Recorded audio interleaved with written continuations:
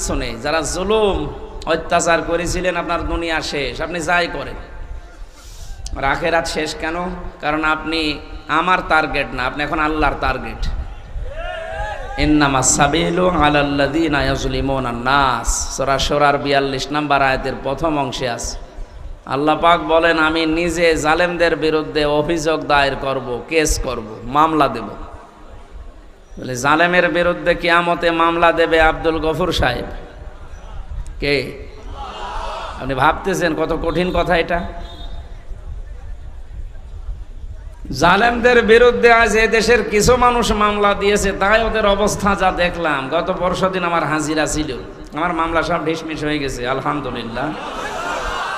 আমি বের হয়ে আসতেছিলাম আদালত থেকে, দেখছি আল্লাহর এক পাঁজি বান্দা, হাজি সেলিম না পাঁজি সেলিম, এর নামে হাজি লাগালে গোনা হবে।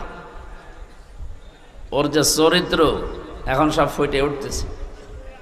এজলাসে দাঁড়িয়ে দেখলাম হাওমাও করে কাঁদতেছে, আর আশপাশে যারা দাঁড়িয়ে আছে গালি তো 1 নাম্বার না, সব মানে 7 নাম্বার গালি দিচ্ছে। কি করলো বলেন তো এই লোকটা? জীবনটা শেষ করে দিল, দুনিয়াও শেষ, আর আখেরাতে তো হাজার হাজার লক্ষ লক্ষ মানুষের মামলার আসামি হবে এবং আল্লাহ নিজে ওর নামে মামলা দেবে। এই জন্য এই জেলাতেও যারা জুলুম করেছিলেন আমরা দেখলাম অনেকে লাথি খাচ্ছে। আপনাদের এই এলাকার মনে হয় না, একটু দূরের, যেখানে হয় হোক, লাথি খাচ্ছে যদি এখনই, তো চোখ বন্ধ করতে দেরি, ফেরেশতাদের লাথি খাবে। কারণ আলেমদের নাম যে লোক তেতুল হুজুর দিতে পারে, ওরে লাথি না অন্য জায়গায় কিছু দেওয়া দরকার। এত বড় শয়তানকে আল্লাহ যে এই জেলায় দিয়েছিল, আল্লাহ কি যে করেছে, আর জেলা পাইনি। ওর জন্য সারা দেশে যে আমার মুখ ছোট হয়ে যায়। না, আপনি ওই জেলার লোক, কি করেন?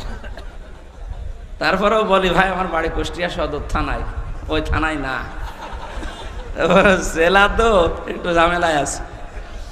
আল্লাহ যেন এই সমস্ত মানুষদেরকে আর আমাদের সামনে নিয়ে না আসি। এগুলো সমাজের জন্য, দেশের জন্য, জেলার জন্য ক্যান্সার। এই জন্য আমরা এবাদতে লিপ্ত হচ্ছি, এবাদত করার মতো করবো ইনশাআল্লাহ।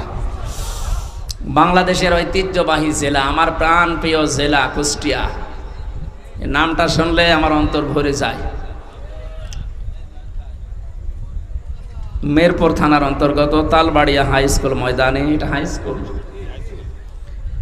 যুব সমাজের উদ্যোগে আয়োজিত, এলাকায় যারা ইন্তেকাল করেছে, কবরে আছে, তাদের রুহের মাগফিরাত কামনায় মাহফিলের আয়োজন। এখানে দল মত নির্বিশেষে সবাই আমরা আছি, কারণ সবার আত্মীয় স্বজনই মাটির নিচে আছে। কথা বলেন? এই জন্য এটা নিছক রাজনৈতিক কোনো বিষয় মনে করে আপনি আবার চলে যেন না, কপালে আগুন লাগবে। আর রাজনীতি যদি কোরআন দিয়ে আমি করি, আপনাকে শোনা লাগবে। কোরআনের বাইরে যদি আমি কিছু বলি, আপনি চলে যাবেন, কোনো অসুবিধা নেই। আগে যে ভয়টা দেখাতেন যে হুজুর রাজনীতি করবেন না, এখন এসে বলেন তো দেখি, আসেন। কয়েকদিন আগে বাংলাদেশের গোয়েন্দা বিভাগের যিনি প্রধান, ডিজিএফআই এর প্রধান আমাকে মোবাইলে জানিয়েছে, হুজুর সারা দেশে কোরআনের কথা বলবেন, কোনো অনুমতি লাগবে না। প্রধান উপদেষ্টা ডক্টর মোহাম্মদ ইউনূসী ঘোষণা দিয়েছে, অন্যান্য ধর্মীয় অনুষ্ঠান যেভাবে চলে, মুসলমানদের কোরআন প্রচার করতে কোনো অনুমতির প্রয়োজন নেই। যেই ফোর্সে আল্লাহ কোরআনে দিয়েছেন কথা, আপনি ওই ফোর্সে বলবেন। কিন্তু কমিটিতে যারা থাকে, কর্তৃপক্ষকে বলবেন তারা যেন মেয়েদের প্যান্ডেলটা আলাদা রাখে, পুরুষের আনাগোনা সেখানে যেন না হয়। এখানে এরকম আছে তো? হ্যাঁ, ঠিক আছে, আলহামদুলিল্লাহ। তো ওনার ওই কথা তো আমরা মেনেই নিয়েছি। সুতরাং এখন আসেন, মাইক কেড়ে নেয় আলেমদের সামনে থেকে, এখন আসেন দেখি আপনার বুকের পাঁঠা কত। উনি আমাকে আর একটা তথ্য দিয়েছে যে আমি বললাম, স্যার আপনি এতদিন ছিলেন কোথায়? বস আমি কয়েকদিন আগে দায়িত্ব পেয়েছি, আমি ছিলাম না, আমি এখন মুসলমান হিসাবে যা করা লাগে আমি করব।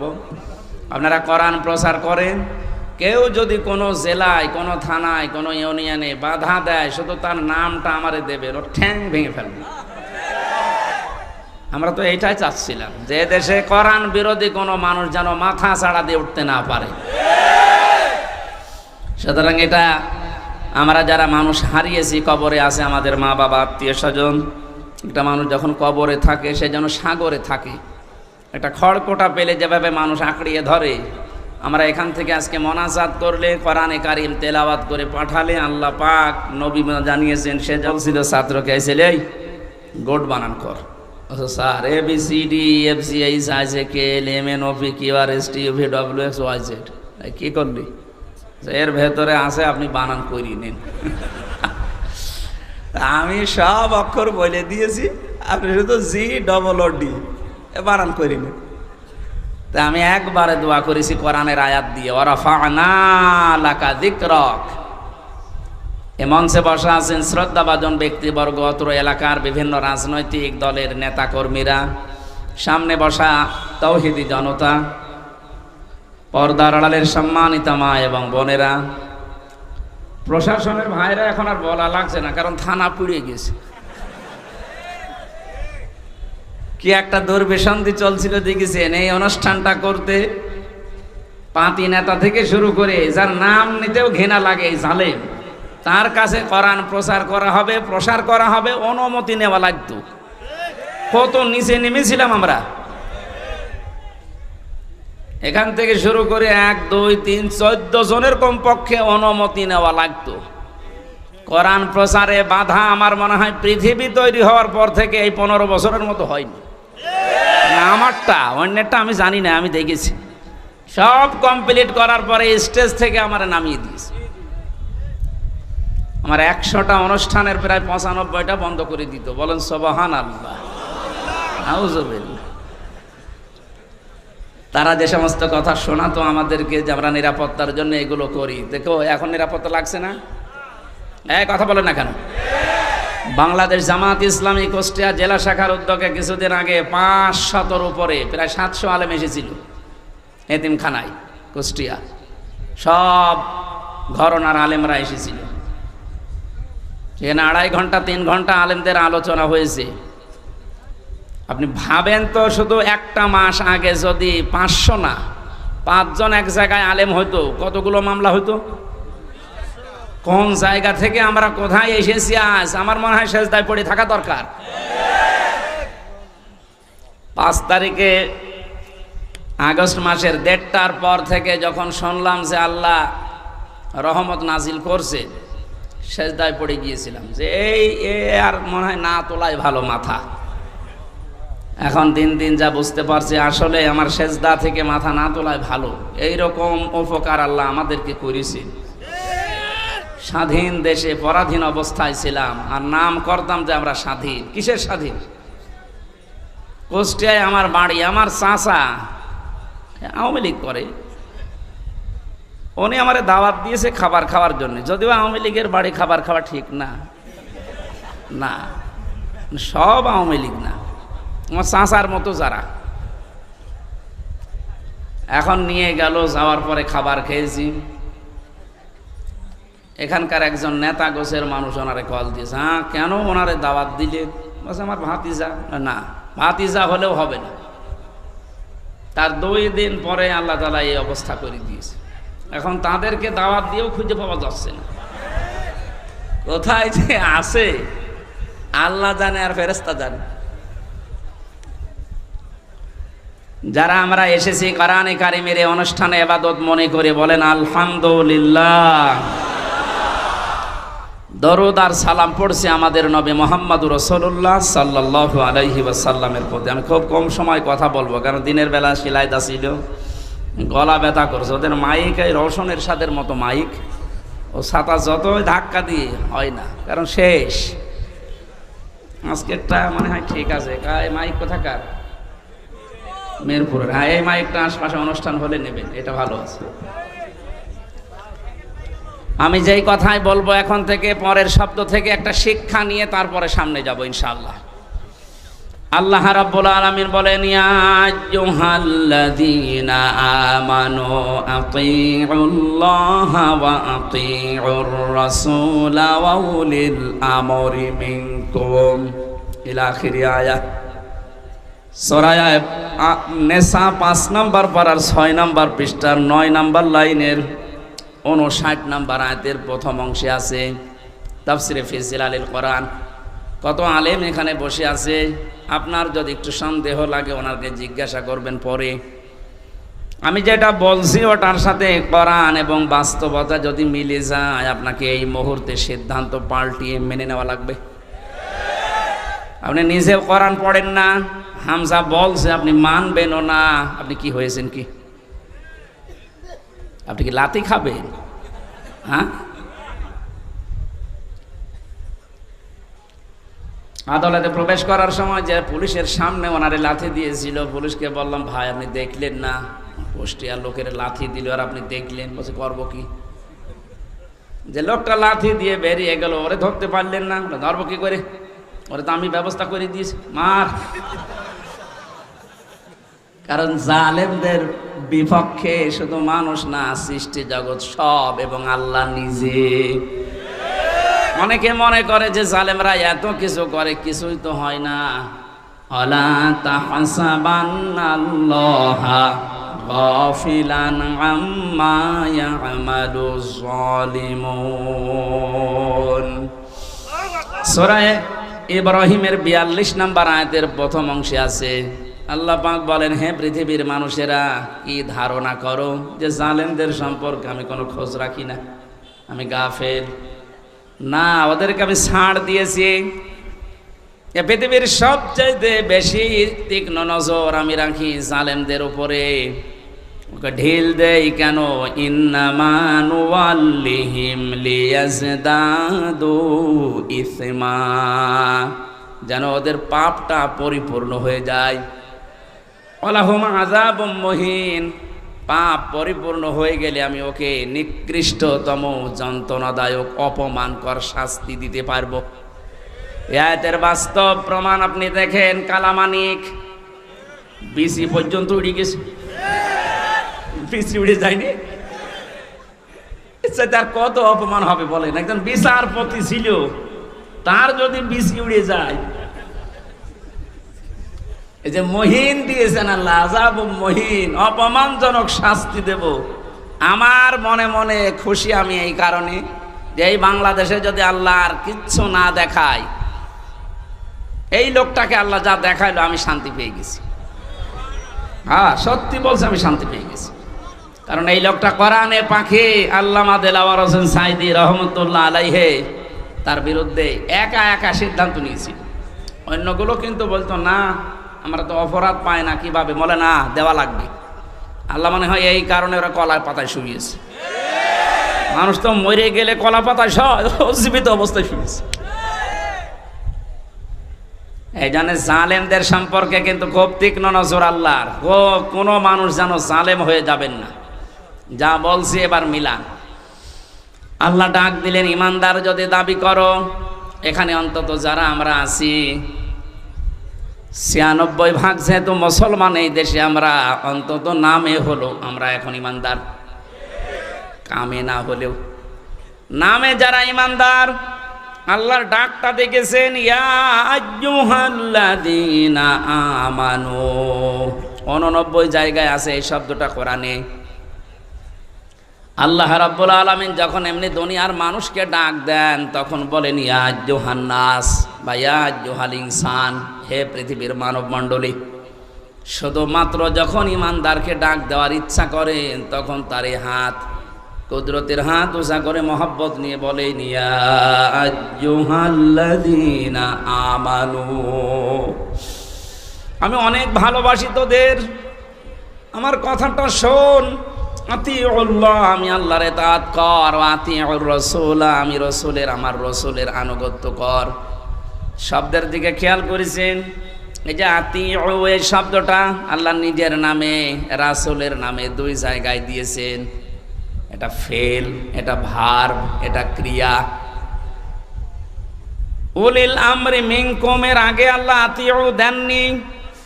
আমি যত তাফসীর মিলিয়েছি, মুফাসসিরিন ইকরাম জানাতে চেয়েছেন, সবাই এক বাক্যে একভাবেই মত দিয়েছেন, আল্লাহ রাসূলের আনুগত্য করা লাগবে, কোনো প্রশ্ন করা যাবে না। আপনার বুঝে আসুক বা না আসুক, কিন্তু উলিল আমরি মিনকুম দেওয়ার আগে কেন আতিউ দিলেন না? কিয়ামত পর্যন্ত তো রাসূলুল্লাহ দুনিয়ায় থাকবেন না, তো উলিল আমর আসবে, নেতৃত্ব দেওয়ার মানুষগুলো একটা একটা করে আসতেই থাকবে। এটাকে যদি কেউ মেনে চলতে চায়, মাস্ট বি তাকে দেখা লাগবে আগে বর্ণিত আল্লাহ রাসূলের গুণাগুণ এ লোকটার ভেতরে পাওয়া যায় কিনা। আল্লাহ রাসূলের অনুসরণ যদি ওই লোকটার ভেতরে পাওয়া যায়, আপনাকে মাস্ট বি মেনে নেওয়া লাগবে তাকে। আল্লাহ রাসূলকে মানা যেমন ফরজ, উলিল আমরকেও মেনে নেওয়া ওই সময় ওই রকম ফরজ। কিন্তু শর্তটা এই, দেখতে হবে লোকটা আল্লাহ রাসূলকে মেনে চলে কিনা। প্রাণ প্রিয় কুষ্টিয়াবাসী, একটু নিজের সাথে মিলাবেন। এবার সামনে যেটা আসতেছে এটা অনেকে দুনিয়ার বিষয় বলে রাজনীতি মনে করে এড়িয়ে যেতে চান না। এটা দুনিয়ার বিষয় না, এটা আখিরাতের সাথে সম্পর্কিত। আমি কোরআনের চোখ, হাদিসের চোখ লাগিয়ে দেখতে পাচ্ছি এটার দ্বারা হাজারো মানুষ জাহান্নামী হয়ে যাচ্ছে। আজকে সেলাই দাতে আমি দ্বিতীয় পয়েন্টটা বলেছিলাম, কিয়ামতে আল্লাহ বিচার ব্যবস্থা যখন আরম্ভ করবেন, প্রথম ধাপ, দ্বিতীয় ধাপ। প্রথম ধাপে একা একা ডাকবেন, দ্বিতীয় ধাপে যখন ডাকবেন আল্লাহ তখন আর একা ডাকবেন না। ইয়াউমা নাদউ কুল্লা উনাসিম বিইমামিহিম। সূরা বানী ইসরাঈলের ৭২ নম্বর আয়াতের প্রথম অংশে আছে, আল্লাহ বলেন কিয়ামতের ময়দানে প্রতিটি মানুষকে আমি ডাকবো তার ইমামের সাথে, তার নেতার সাথে। কার সাথে বলেন বলেন? আগে নেতা, এরপরে কর্মী। কুষ্টিয়াবাসী, বিবেক যদি আপনার এখনো জাগ্রত থাকে, যদি কুকুরে পেশাব করে না দেয়, ভালোভাবে চিন্তা করেন। আগে নেতা, এরপরে আপনি। আপনি বলেন তো আপনার মন থেকে, আপনি যার আদর্শ মেনে চলেন, যাকে আপনি রায় দেবেন, ভোট দেবেন, এটা কিন্তু একটা ইবাদত। অনেকে মনে করে ভোট এ শব্দ কোথায় আছে, এদিকে আসেন। তাফসিরে মারেফুল কোরআনে আল্লামা শফি রহমতুল্লাহ আলাইহি উনি সূরা নিসার ৫৮ নম্বর আয়াতের ব্যাখ্যা করতে গিয়ে আমানাত, এই বহুবচন শব্দের ব্যাখ্যায় তিনি আমানত মানে ভয়কাট্য ভোট লিখেছেন। কারণ এটা একটা রায় দিচ্ছেন, আপনি সমর্থন জানাচ্ছেন, সহযোগিতা করছেন। মাইয়াশফা শাফাআতান হাসানাতাই ইয়াকুল্লাহু নাসীবুম মিনহা ওয়া মাইয়াশফা শাফাআতান সাইয়্যাতাই ইয়াকুল্লাহু কিফলুম মিনহা ওয়া কানাল্লাহু আলা কুল্লি শাইইন মুকিতা। বলেন আল্লাহু আকবার।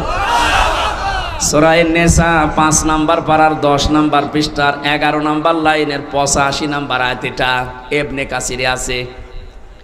আল্লাহ পাক বলেন, যদি কেউ এই পৃথিবীতে ভালো কাজের সহযোগিতা করে, সাহায্য করে, রায় দেয়, সাপোর্ট করে, ভোট দেয়, ওই লোকটা ক্ষমতা পেয়ে যত ভালো কাজ করবে, আপনি শুধু একটা রায় দেওয়ার কারণে ওই সওয়াব পেতেই থাকবেন। কোন মানুষ যদি অন্যায় কাজে সাপোর্ট করে, অন্যায় কাজ করার দ্বারা যে গুনাহ হবে, আপনি শুধু একটা রায় দিয়েছিলেন, এই কারণে একই গুনার ভাগ হবে। এই আয়াতের ব্যাখ্যা করতে গিয়ে আমি দেখেছি মুফাসসির লিখেছেন, কিয়ামতে বহু মানুষ উঠবে, তার আমলনামায় জিনার গুনাহ লেখা থাকবে। ডাক দিয়ে বলবে, রব্বুল আলামিন, এটা ফেরেশতারা ভুল করেছে। কি হলো?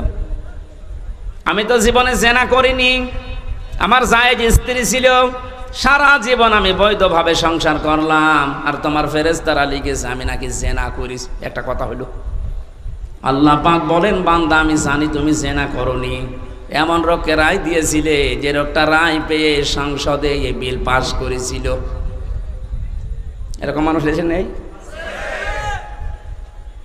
এমন মানুষকে রায় দিয়েছে, এই লোকটা রায় পাওয়ার পরে এমন এমন জায়গায় রাত কাটিয়েছে। আমি দেখতে পাই এই দেশে প্রায় ২৫০টার উপরে নাইট ক্লাব চলছে শুধু ঢাকাতে। কুষ্টিয়াতেও প্রায় ১৪টার উপরে চলছে। এ সমস্ত জায়গায় তো শুধু আল্লাহর জিকির হয়। নিজের জায়েজ স্ত্রী বাদ দিয়ে যারা এখানে হাজার হাজার লক্ষ লক্ষ টাকা খরচ করে এগুলো চালাচ্ছেন, তাদের চরিত্র কোথায় নেমেছে বলা লাগবে না, বুঝে ফেলেছেন। আপনি যে শুধু রায় দিয়েছিলেন, ওই লোকটা যত দিন নিজে হোটেলে রাত কাটিয়েছে, যত রকমের জেনা, তার হাতের জেনা, মুখের জেনা, চোখের জেনা, লজ্জাস্থানের জেনা, যত রকমের জেনা হয়েছিল ওগুলো সব ফ্লাক্সে লোড হয়ে বিকাশ হয়ে আপনার আমলনামায় যাচ্ছে। এখন যদি বলেন হুজুর আমার বিকাশ নাম্বার খোলা নেই, এমনি খুলে যাবে, খোলা লাগবে। ভোটার আইডি কার্ড দিয়ে ছবি দিয়ে তারপরে টিপসই দিয়ে বিকাশ করবেন, লাগবে না, এমনি খুলে যাবে। শুধু রায়টা দিয়ে দেখেন। আপনাকে আমি বলছি না যে অমকে দাঁড়িয়েছে তারে রায় দেন না, আপনি দেখবেন যে 5 জন দাঁড়িয়েছে ভোটে, এর ভেতরে আল্লাহ রসুলকে মেনে চলে কোন লোকটা, আপনি তারে দিন। কারণ আপনার এই রায়টা রায় না, এটা একটা ইবাদত। এটা কি?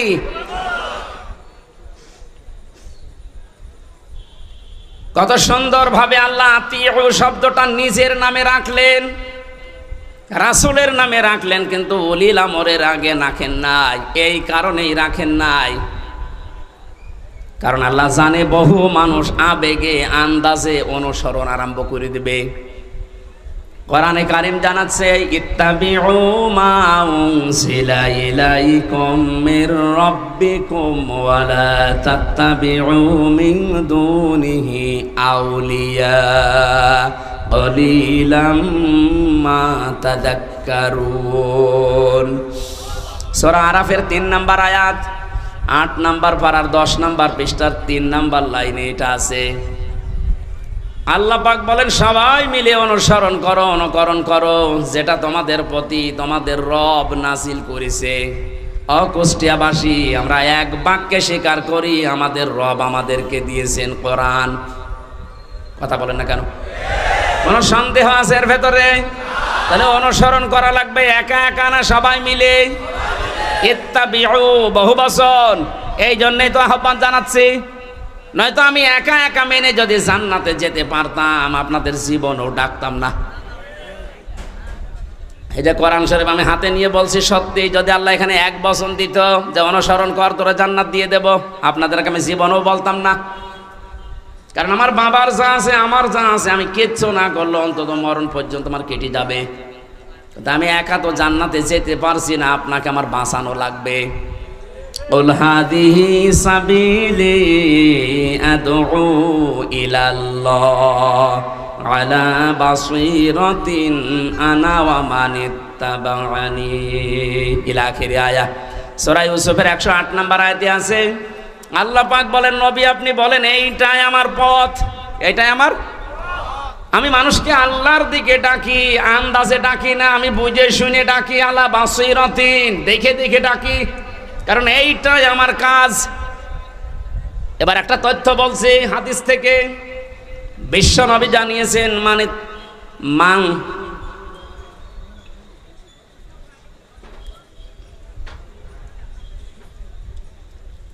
অমাং দাগা ইলাইহি হাদা। এখানে আরবি গ্রামার যারা বসে ওদেরকে জিজ্ঞাসা করেন, দাগা এক আলিফ টান আছে, অমাং দাগা ইলাইহি হাদা। কেউ যদি কোরআন দিয়ে মানুষকে ডাকে, আল্লাহ নিজে তাকে হেদায়েতের উপরে রাখে। আমি এমনিতে ঝুঁকিপূর্ণ পথ বেছে নেইনি। 3টা বছর জেলখানায় থাকার পরে তো সিদ্ধান্ত নিতে পারতাম না যে যা করছে করুক গা, লা ইলাহা ইল্লাল্লাহ, পারতাম না। আমার বাবার যা আছে, সত্যি কথা বলছে, আমি একা, আমার কিন্তু চলে যেত। কিন্তু এই রক্ত পিচ্ছিল পথে আমি বেছে নিয়েছি। আল্লাহ পাকের ঘোষণা যে আমি যদি হেদায়েতের ওপরে থাকতে চাই, কোনো গাছতলায় বসে, আস্তানায় বসে, খানকায় বসে হেদায়েতের ওপরে থাকা যাবে না। হেদায়েতের ওপরে থাকতে হলে দাঁড়া আল্লাহর দিকে কোরআন দিয়ে মানুষকে ডাকা লাগবে। আমি যদি ডাকতে পারি, আল্লাহ নিজে দায়িত্ব নিয়ে আপনাকে রাখবে হেদায়েতের ওপরে। আর যাদেরকে আমি ডাক দেব তাদের অবস্থা কি? ফাকাদ হুদিয়া ইলা সিরাতিম মুস্তাকিম। এই যে আলেম যারা আছে, ফা দিলেন কেন এখানে? কদ নিলেও তো অর্থ হয়ে যেত, আবার কদ বাদ দিয়ে দিলেও অর্থ হয়ে যেত। ফা শব্দটা প্রায় 19টা অর্থে ব্যবহার হয় বালাগাত মান থেকে। এটা তার ক্লাস চলছে না মাদ্রাসার, যে আমি একেবারে ভেঙে ভেঙে বলবো। এতটুকু বলতে পারছি, আল্লাহ এত বড় কঠিন শব্দ নবীজিকে দিয়ে বলিয়েছেন, ফাকাদ হুদিয়া ইলা সিরাতিম মুস্তাকিম। কোরআনের ডাকে যদি সত্যিই কেউ বুঝে শুনে সাড়া দিয়ে দেয়, আল্লাহ নিজে তাকে সিরাতিম মুস্তাকিম নসিব করে দেয়। আমি আজকে ডাক দেব, আমি থাকতে চাই হেদায়েতের উপরে, আর আমি আন্দাজে ডাকি না, আমি বুঝে শুনে ডাকি। আর আপনারা সাড়া দেবেন, আপনাদেরকে আল্লাহ জান্নাতের পথ দেখিয়ে দেবে। জান্নাতের পথ দেখানোর দায়িত্ব হামজার কার? বলেন বলেন। আল্লাহ যদি এতটুকু শেষ করে দিতেন, আলা বাসিরাতিন, না আনা ওয়া মান ইত্তাবাআনি, এটা আমার কাজ এবং আমাকে যারা অনুসরণ করে, আমার উম্মত বলে যারা দাবি করে, কিয়ামত পর্যন্ত তাদেরও আমি আল্লাহর দিকে মানুষকে ডাকা লাগবে। এজন্য শব্দটার দিকে খেয়াল করে আমি ডাকতেছি, ইত্তাবিউ, আমরা সবাই অনুসরণ করতে চাই। কোনো বাবার অনুসরণ না, কোনো পীর সাহেবের অনুসরণ না, কোনো দাদার অনুসরণ না। আমি অনুসরণ করব সবাই মিলে কোরআনের। আরো জোরে। আল্লাহ এতটুকু শেষ করলেন না, আরেকটু বাড়িয়েছেন, ওয়ালা তাত্তাবিউ, এই অনুসরণ করা যাবে না, মিন দুনিহি আউলিয়া, ওলির বহু বচন আউলিয়া। এ দুনিয়ায় কোনো ওলি আল্লাহর অনুসরণ করার দরকার নেই। এ শব্দটা শোনার পরে মনে হচ্ছে আল্লাহ তার ওলিদের বিরুদ্ধে। না মানে বাংলা অর্থ করেন তো দেখি, করেন। ওয়ালা তাত্তাবিউ মিন দুনিহি আউলিয়া, কোনো ওলির অনুসরণ দরকার নেই। আল্লাহ একজন ওলিকেও বাদ দেয়নি, সব শেষ। বাংলা অর্থ করলে মনে হচ্ছে আল্লাহ তার ওলিদের বিরুদ্ধে। না, ব্যাখ্যায় গিয়ে দেখলাম আল্লাহ এই জন্যে নিষেধ করেছেন, কারণ আল্লাহ ভালোভাবে জানেন পৃথিবীতে বহু মানুষ এমন আসবে, ওরা আল্লাহর চাইতে ওদের আব্বাকে বড় মনে করবে, যেটা শুরু হয়েছিল। এ 15 বছরে একজন আব্বার জিকির আমরা যত করেছি, আমার তো যতটুকু জ্ঞান বুদ্ধি, আমার মনে হয় যদি আমরা আল্লাহর জিকির ওই মনে বানে করতাম, আমরা আল্লাহর ওলি হয়ে যেতাম। আল্লাহ তাহলে ওলিদের বিরুদ্ধে না, আল্লাহ বলতে চেয়েছিলেন এইটা, যে অনেকে আবেগে আল্লাহরে বাদ দিয়ে আব্বাকে উপরে তুলে ফেলবে। এই জন্য আল্লাহ সব বাদ দিয়েছেন, সব বাদ দে, কলিলাম মা তাযাক্কারুন। আল্লাহ আফসোস করছেন, না আমার এই কথাগুলো শোনার পরে বিশ্বাস করা দূরের কথা, অধিকাংশ মানুষই মুখ ফিরিয়ে চলে যাবে। আপনারা চলে যাবেন? যাবেন? আল্লাহরে আফসোস থাকতে দেবেন? দল মত নির্বিশেষে আজকে থেকে আমার এই সিদ্ধান্ত নিয়ে যাওয়া লাগবে। আমি যেহেতু রায় দেব সামনে, এটা একটা ইবাদত, নামাজের মতো একটা ইবাদত। নামাজ পড়লে সওয়াবের উদ্দেশ্যে, রায় দেব আমি সওয়াবের উদ্দেশ্যে। আমার আমল নামায় যেন হজের সওয়াব লেখা হয়, হজ না করেও। আব্দুল গফুর সাহেব যদি দায়িত্ব পায়, ওখানে যে যদি হজের পক্ষে কথা বলে, যেমন এখন ডক্টর আফাম খালিদ সাহেব বলছে না, 7.5 লাখ 8 লাখ 9 লাখ টাকা লাগতো হজ করতে। উনি দায়িত্ব নিয়েই বলছে সিন্ডিকেট ভেঙে দেওয়া লাগবে। কোন কারণে এত টাকা লাগবে একটা ফরজ হজ করতে? 3.5 লাখ থেকে 4 লাখ টাকা হলে খুব ভালোভাবে হজ করা যায়। আমার পাশের রাষ্ট্র থেকে যাচ্ছে, আর আমরা এখান থেকে 8.5 লাখ 9 লাখ টাকা লাগবে কেন? এ সিন্ডিকেট ভাঙা লাগবে। তো এইরকম খালিদের মতো মানুষ যদি দেশে 151 জন তৈরি হয়ে যায়, আর এই রায়টা যদি পাশ হয়ে যায়, কিয়ামত পর্যন্ত যত মানুষ দেশে আসবে, আমল নামায় দেখবেন এমনিতেই হজের সওয়াব লেখা হয়ে গেছে। হজ না করে আপনি হাজি, কিয়ামতে আল্লাহ আপনাকে হাজি বলে ডাকবে, বলবেন আল্লাহ আমি তো হজ করিনি। আল্লাহ জবাব দেবেন, বান্দা আমি জানি তুমি হজ করনি, এমন জায়গায় তুমি রায়টা দিয়েছিলে, তোমার রায় পেয়ে লোকটা চেয়ারে বসেছিল। শুধু চেয়ারে বসে নাই, ওখান থেকে আমার একটা ফরজ বিধান হজের পক্ষে কথা বলেছিল। আল্লাহ কিন্তু ফেরেশতা দিয়েও এটা পারে না, পারে না? কিন্তু আমাদেরকে আল্লাহ দায়িত্বই তো দিয়েছে খলিফা হিসাবে, ইন্নী জাইলুন ফিল আরদি খলিফা। আমি তোদেরকে দুনিয়ায় পাঠালাম খলিফা করে। এই শব্দটার কাজ এমন এমন জায়গায় লাগিয়েছে এই দেশের মানুষ। আমরা অনেকে খলিফা মনে করি যারা ওই কাপড় চোপড় সেলাই করে, দর্জি, ওটা খলিফা। এমনকি বাংলাদেশের এমনও জেলা আছে যেখানে চুল কেটে দেয় যারা, তাদেরকে খলিফা বলে। এমনও জায়গায় এদেশে আছে যারা ওই যে ছোট ঠ্যাং কেটে দেয়, খতনা করে দেয় না, হাসাম না, ওরা বলে খলিফা। আপনি বুঝেছেন কোথায় নিয়ে গেছে শব্দটা? অথচ খলিফা শব্দটা আল্লাহ নির্বাচিত করে পাঠিয়েছেন। ইন্নি, অবশ্যই আমি, জাইলুন ফিল আরদি খলিফা, আমি জমিনে খলিফা পাঠাবো। কোন জায়গায়? এই জবাব দেবেন, কোন জায়গায়?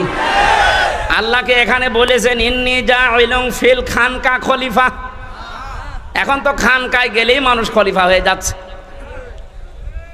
কিসের খলিফা আপনি? খানকায় গেলে খলিফা হবে, কথা কোরআনে হাদিসে কোন জায়গায় আছে দেখান। আল্লাহ বলেন জমিনে খলিফা পাঠিয়েছি। ইন্নী জাইলুন ফিল মাসাজিদি খলিফা, মসজিদে খলিফা পাঠাবো। তাহলে কিছু জিকির আজকার করলে আপনি মাপ পেয়ে যেতেন।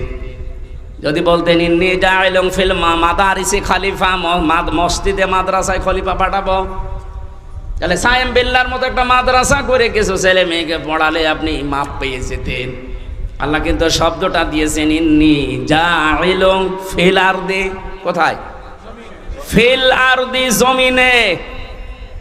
এই জমিনে আজ আমরা যেহেতু এই দায়িত্বটা পালন করি না, আমরা কেউ খানকায়, কেউ গাছতলায়, কেউ মসজিদে, কেউ মাদ্রাসায়, কেউ দরবারে। জমিনটা জালেমরা ফাঁকা পেয়েছিল, 180 মাইল বেগে চালাচ্ছিল। আমার কথার অর্থ যদি না বোঝার ভান করে থাকেন, এদিকে আসেন, আসেন, ঝড়ে কোদাল দিয়ে বোঝাচ্ছে। জমিনটা ফাঁকা পেয়েছিল না, যা মনে লেগেছে তাই করেছে। যেহেতু আল্লাহর খলিফা আমরা, কেউ জমিনে নেই, কেউ ঢুকে গেছি আস্তানায়, কেউ দরবারে, কেউ মাদ্রাসায়। জমিনটা ফাঁকা পেয়ে মন মতো ওরা চালিয়েছে। এখন আর না, আমরা বুঝে ফেলেছি আল্লাহ আমাদেরকে পাঠিয়েছে ফিল আরদি। কোথায়? আরো জোরে, আরো জোরে। সুতরাং জমিনে থাকতে রাজি আছি আমরা।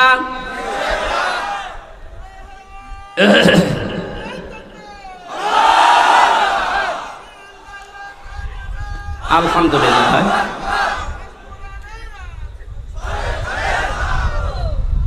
এতক্ষণ পর্যন্ত যা বলছি তার সামারাইজ এইটা। এমন মানুষকে আমরা রায় দেব, ভোট দেব, তার পেছনে থাকবো যেই মানুষটা আল্লাহ রসুলকে মেনে চলে। সে জামাত ইসলাম হওয়া লাগবে, চরমনায় হওয়া লাগবে, শর্ত না। দেখবেন এই লোকটা আল্লাহ রসুলকে মেনে চলে কিনা। আর যার চেহারা দেখলে আল্লাহর আগেই রাগ হয়ে যাবে কি? কারণ আপনাকে তো আল্লাহ বিচারের জন্য ডাকবেন একা একা না, ডাকবেন কয়জন করে? নেতা সাহাব, নেতা আগে কর্মী পরে। এমন নেতার পেছনে থাকেন যারা দেখলে মানুষ লাথি দিচ্ছে, আল্লাহ লাথি দেবে। কথা বলেন না কেন? আপনার বিবেকে কি বলে বলেন? এখন আমি অন্য জেলার কথা বাদ দিলাম, এই জেলায় যারা দায়িত্বে ছিল এদেরকে যদি আপনি সামনে রাখেন, পেছনে আপনি। ওর যে চেহারা, চরিত্রের কথা তো বাদই দিলাম, ওর যে চেহারা, সিরাত সরাত নবীজির কোনটা আছে ওর ভেতরে, সামনে দিয়ে আপনি পেছনে। কি মনে হচ্ছে আপনার কাছে? আল্লাহ ওর দিকে তাকালে আপনার পর্যন্ত যাবে। ওর দিকে তাকিয়েই তো আল্লাহ বুঝবে যে এর সরাত সিরাতের ভেতরে বাইরে তো সবই আল্লাহর জানা। তখন বলবে ওর পেছনে যেটা আছে আরো 2 নাম্বার। কথা বলে না কেন? দেখলেন, ও নিজেই বলছে ঠিক যে যার পেছনে আছে ওরে যদি সামনে রাখি আল্লাহ মাফ করবে না। ওর ধরা খাবে না? আপনি তো ধরা খেয়ে বসে আছেন, এখনো বলছে ঠিক।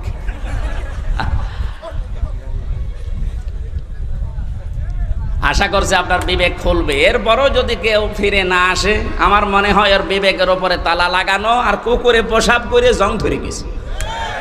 আল্লাহ আমাদের হেফাজত করুন, আমিন। আমি এত নিচু কথা বলতাম না, এই উদাহরণটা দিলাম আপনাদের জন্য, আপনার বিবেকে তালা যেন খুলে যায়। আমরা কোরআনে কারিম থেকে সূরা তাওবার 119 নাম্বার একটা মাত্র আয়াত পড়েছি, আমি ব্যাখ্যা করতে পারিনি ওখানে, এই জন্য বলেছিলাম যে এখানে ব্যাখ্যাটা যতটুকু পারি করব। এই শব্দটা নিয়ে বিশেষ করে এ বাংলাদেশ, ভারত আর পাকিস্তানে আমি বহু জায়গায় গেলাম, দেখলাম ভেজাল চলছে। বিশেষ করে এই আয়াতটা নিয়ে সমস্যা বেশি। আয়াতের সমস্যা না, ব্যাখ্যা করতে গিয়ে যে যেই দিকে আছে ওই দিকে টেনে টেনে কথা বলে। আমরা ওই রকম করব না, আমরা দেখবো আল্লাহ কি বলেছে, রাসূল কি করেছে, আয়াতের ব্যাখ্যা, সাহাবায়ে কেরাম কি ব্যাখ্যা দিয়েছে। আমি যেহেতু এগুলো পড়েছি এই জন্য আমি ডেলিভারি দিচ্ছি, শোনেন।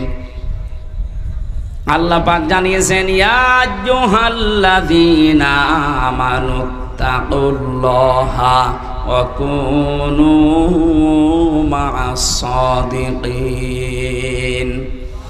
ও হে যারা ঈমানের দাবি করো, আমি আল্লাহকে ভয় করো, এই দুনিয়াতে যারা সত্যবাদী তাদের সঙ্গী সাথী হয়ে যাও, তাদের সাথে থাকো। তিনটা বিষয় এই আয়াতের ভেতরে আমরা পেয়েছি। এক নম্বরে আল্লাহর ডাক ছিল ঈমানদারকে। কাকে? প্রশ্ন আসতে পারে, আমি তো ঈমানদার আছি না। মুসলমানের ঘরে আসলেই তার ঈমানদার বলবেন হবে না, দেখতে হবে আপনার ঈমান আছে কিনা। কোরআনে কারিমে আল্লাহ যতবার ঈমানের কথা জানিয়েছেন আমি প্রত্যেকবার দেখেছি, তোমরা যারা ঈমান পেয়েছো তারা শোনো, এ কথা নেই। আল্লাহ বলেছেন তোমরা যারা ঈমান এনেছো তারা শোনো। আমরা কি ঈমান এনেছি না পেয়েছি? হ্যাঁ, না না না, আমরা তো পেয়েছি, আমরা ঈমান আনতে পারি না এখনো। ঈমান এনেছিল হযরতে বেলাল, ঈমান এনেছিল হযরত খাব্বাব। তাকান তাদের জীবনের দিকে, ঈমান আনার কারণে কি গেছে তাদের উপর দিয়ে। হযরতে সুমাইয়া ঈমান এনেছিল তারা, আর আমরা ঈমান পেয়েছি। আমরা ঈমান কি করেছি? এই জন্য আমাদের ঈমান আনতে হবে। আমি খুব অল্প কথায় বলছি, আপনার ঈমান এবার আপনি আনলেন, মনে করেন লা ইলাহা ইল্লাল্লাহু মুহাম্মাদুর রাসূলুল্লাহ। ঈমান এনেছেন। ঈমান আনার পরে ঈমান আছে কিনা নাকি চলে গেল? প্রশ্ন আসতে পারে, ঈমান চলে যায় কি করে? হাদিস, নবীজিকে প্রশ্ন করছে এক সাহাবী, হে নবী আমার ঈমান আছে, এটা আমি টের পাবো কি করে? বিশ্বনবী বলেন, ইদা সাররাতকা হাসানাতুকা ওয়া সাআতকা সাজ্জিয়াতুকা ফাআনতা মুমিন।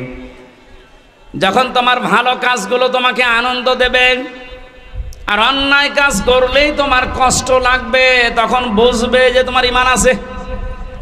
ও বাংলার মুসলমানেরা, এ দেশে ভালো কাজ সবার কাছে ভালো লাগে না। অন্যায় কাজ সবার কাছে অন্যায় লাগে, কষ্ট লাগে না, লাগে না। এই থিওরিটা মনে রাখেন, যাদের ভালো কাজ ভালো লাগে, অন্যায় কাজ যাদের কাছে কষ্ট দেয় না, এই মানুষগুলো ঈমান নেই। ও যত বড় জুব্বা গায়ে দিক না কেন, এই যে কোরআনে কারিম প্রচার করা, এটা ভালো কাজ না মন্দ কাজ? এই ভালো কাজেও সবাই কি খুশি? না না, সবাই খুশি না। যারা এই ভালো কাজে খুশি হয়েছেন, আপনি মনে মনে ভাবতে পারেন যে আপনি অন্তত আর যাই থাক আপনার ঈমান আছে। আরে ভালো কাজ দেখার পরে যদি কারো ভালো না লাগে আর কষ্ট লাগে, সে নামাজ পড়তে পারে, রোজা রাখতে পারে, জুব্বা গায়ে দিতে পারে, ওর ঈমান নেই, ওইটা বেঈমান। এটা আমাদের ঈমান আছে কিনা আর কারো কাছে জিজ্ঞাসা করা লাগবে না, আপনি নিজে এখন যথেষ্ট। ইত্তাকুল্লাহ, আমি আল্লাহকে ভয় করো। আল্লাহর ভয়, এই শব্দের যতগুলো ব্যাখ্যা আমি পড়েছি, উত্তম ব্যাখ্যা হচ্ছে যেখানে যেই দায়িত্ব যে পাবে ওই বিষয়ের ওপরে জ্ঞান অর্জন করার মাধ্যমে প্রশিক্ষণ নিয়ে ওই কাজটা পরিপূর্ণ করার নাম, আঞ্জাম দেওয়ার নাম তাকওয়া। এই সমস্যা কি? ভেজা বলে কষ্ট হচ্ছে? বৃষ্টি পড়ছে। এখানে তো 9টা ব্যাখ্যা ছিল তাকওয়া শব্দের, বৃষ্টি তো সমস্যা হয়ে যাবে দেখছি। অকুনু মা'আস সাদিকিন। ঈমান আনলে এখানে 9টা পয়েন্ট পেয়েছিলাম আমরা। কোন মানুষ যদি ঈমান আনার পরে তাকওয়া অবলম্বন করে, মহান আল্লাহ তাকে দুনিয়ায় 9টা আখিরাতে 27টা উপকার করবেন বলে কোরআনে ঘোষণা দিয়েছেন। বলেন সুবহানাল্লাহ। তাকওয়ার যে ব্যাখ্যা এতদিন পর্যন্ত শুনেছি যে আল্লাহর ভয় এটা কি, আসলে তাকওয়ার আসল ব্যাখ্যা এখন আমার কাছে এইটা মনে হচ্ছে, যতগুলো আছে হ্যাঁ আছে, আমার কাছে এইটা মনে হয় যে যেখানে যেই কাজ করবে ওই কাজের প্রশিক্ষণ নিয়ে, শিক্ষা নিয়ে, প্রশিক্ষণ এবং শিক্ষা দুইটাই থাকা লাগবে ওই কাজের উপরে। এরপরে ওই কাজটা সুচারুরূপে যে আঞ্জাম দিতে পারে এই লোকটা তাকওয়াবান। বাংলাদেশ আজ এইটা ছিল না। কারণ তাকওয়া যদি কেউ অবলম্বন করে ঈমান আনার পরে, আসমান জমিনের যত বরকতের দরজা সব আল্লাহর খুলে দেওয়ার কথা ছিল কোরআনে। আমরা দেখতে পেলাম আর বরকতের দরজাগুলো সব বন্ধ হয়ে যাচ্ছে আস্তে আস্তে। একটাই কারণ, আমরা তাকওয়া অর্জন করতে পারি নাই ঈমান অনুযায়ী। যেখানে যেই লোকটা উপযুক্ত তাকে সেই জায়গায় না দিয়ে এমন লোককে সে চেয়ারে বসিয়েছে, চেয়ারের পর্যন্ত অপমান হয়। এই লোকটা সারা জীবন পড়েছে আইন নিয়ে, তারা আইনের পক্ষে না বসিয়ে আইনের চেয়ার না দিয়ে দিয়েছে কৃষির চেয়ার। সে কি বুঝবে বিষয়ে? তারও বিষয়ে লেখাপড়া নেই, শিক্ষা নেই, প্রশিক্ষণ নেই। ও যদি কিছু ফতোয়া দেয়, কোনো মাসলা মাসাইল দেয়, সব দেবে আন্দাজে। এই জন্য আমরা পিছিয়ে যাচ্ছিলাম। বাইরের দেশগুলোতে আমি যতটুকু ঘুরেছি, এই যে সিঙ্গাপুর, মালয়েশিয়া, থাইল্যান্ড, যতগুলো দেশ ঘুরে আসলাম, ওখানে দেখেছি ওরা উন্নত হচ্ছে এই কারণে যে যেই বিষয়ে পারদর্শী তাকে ওই বিষয়ের উপর এগিয়ে দেয়। আপনার 4টা ছেলে আছে, এক একটা ছেলে এক এক লাইনে বসে ভালো, আপনি সেই লাইনে এগিয়ে দেন। একজন যদি ইঞ্জিনিয়ার এই বিষয়টা ভালো বোঝে, ওকে আপনি ওই লাইনে পড়ান, ওই লাইনের জ্ঞান অর্জন করে যোগ্যতা নিয়ে, প্রশিক্ষণ নিয়ে ওই লাইনটাও উপকার করবে, পৃথিবীতে ফোকাস দেবে। অথচ পারে না ওই বিষয়ে, জোর করে তাকে ঠেলা দেবেন, কিছুদিন পরে এমন জায়গায় পড়বে আর খাদে থেকে উঠতে পারবে না। আমাদের দেশের সিস্টেমগুলো আজ পাল্টানো দরকার। যে যেই বিষয়ে পারদর্শী, ভালো বোঝে, এগিয়ে যেতে চায়, তাকে ওই দিকে এগিয়ে শিক্ষা দিয়ে, প্রশিক্ষণ দিয়ে ওই কাজটা সুচারুরূপে আঞ্জাম দেওয়ার সুযোগ করে দেন, দেশ দাঁড়িয়ে যাবে। এটা দিয়ে দেয়নি আমরা, এই কারণে দরবেশ, এই কারণে দরবেশ, এটা আমরা দিতে পারিনি। ওর যে সুরাত আর সিরাত পুরাটাই পাল্টিয়ে গেছে। আমার মনে হয় আজরাইল ফেরেশতা ওরে চিন্তা পারতো না। হ্যাঁ, ওর যে অবস্থা, দরবেশ থেকে ধরবেশের যে অবস্থা একেবারে নম হয়েছিল, প্রশাসন পর্যন্ত চিনতে পারে নাই। চিনবে কে? ফেরেশতা আজরাইল এসে যদি বলে ভাই তুমি কে, তুমি কি আসলে সে দরবেশ? বলে যদি না, আমি এ নৌকার মাঝি, তা তোরা ছেড়ে দিলাম। আমার ভাইরা, এই জন্য আমাদের তাকওয়া হচ্ছে না। তাকওয়া যারা অর্জন করেছিল ওই মানুষগুলোকে আল্লাহ দুনিয়াতে কি কি উপকার করেছিলেন। কোরআনে কারীম বলেছে এই পৃথিবীতে কেউ যদি তাকওয়া অর্জন করতে পারে, পরে এমন জায়গা থেকে আল্লাহ তাকে সাহায্য পাঠাবে, এই লোকটার ধারণাও ছিল না যে এখান থেকে সাহায্য আসতে পারে। সত্যবাদী যারা, তাদের সাথে যেহেতু থাকার জন্য আল্লাহ নির্দেশ দিচ্ছেন, সত্যবাদী মনে করে আমরা মনে করি এই যে বিশাল চোপবাজার গায়ে আছে, পাগড়ি মাথায় আছে, হাতে তসবি আছে, মসজিদ, মাদ্রাসা, খানকা ছাড়া কিচ্ছু বোঝে না, এই সত্যবাদী না। কোরআনে কারিমে আয়াতের ব্যাখ্যা আছে সূরা বাকারার 177 নম্বর আয়াতে আল্লাহ পাক জানিয়েছেন, কেউ যদি সত্যবাদী তার ইমানের দাবিতে হতে চায়, 10টা কাজ তাকে দুনিয়ায় আঞ্জাম দেওয়া লাগবে। বাংলাদেশ সহ পৃথিবীতে যারা এই 10টা কাজ আঞ্জাম দিচ্ছেন, এই মানুষগুলো তাদের ইমানের দাবিতে সত্যবাদী। আপনি তাদের সাথে থাকবেন, এ নির্দেশ হামজার। কার? আরো জোরে বলেন। এই নির্দেশটা আপনাকে মানা লাগবে আজকে। শুধু পূর্ব পশ্চিম দিকে মুখ ঘোরালেই সওয়াব হয় নাকি? বৃষ্টি শুরু হয়ে গেছে। না না, কষ্ট হবে ভাই, ভিজে যাবে। এই কোরআন শরীফ নিয়ে যান, কোরআন শরীফটা নিয়ে ভালো জায়গায় রাখেন। সুবহানাল্লাহ, আলহামদুলিল্লাহ।